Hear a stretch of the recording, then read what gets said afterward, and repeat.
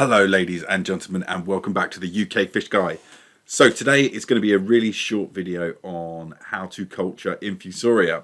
So to start off with, as you can see, what I'm doing in this video is I am getting my inoculant culture. I'm squeezing out a well-established sponge from an aquarium that's been going for a long time, squeezing out all of that good gunk, and as you can see there's lots of little bits in there, so there'll be bits of poo, detritus, plants, etc, etc. But this is our starter culture.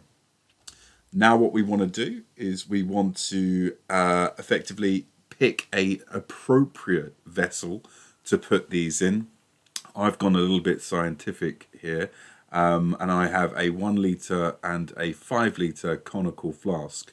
So the idea of starting two is that if one fails for whatever reason, then you've always got a backup.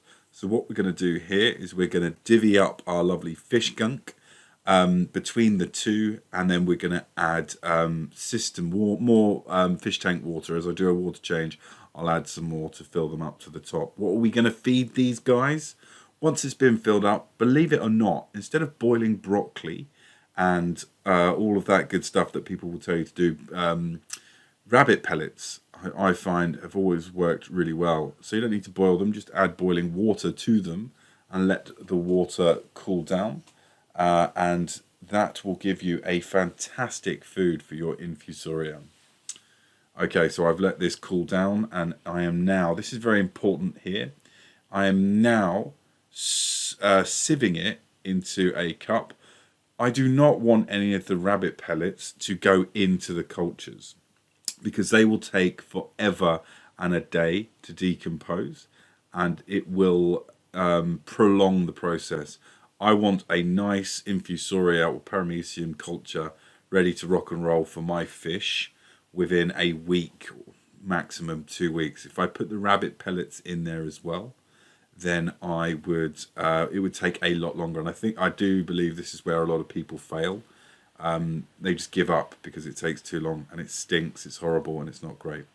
Anyway, so as you can see, I've added the food to the both of the cultures, given them a nice tinge of sort of a greeny grey. Looks absolutely disgusting, and trust me, it is. But a tint like this, that's all they're going to need, and that will certainly get your culture started.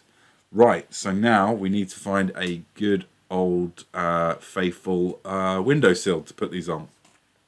As you can see, they are going to sit there, like I said, for about a week and a bit. This process is incredibly smelly.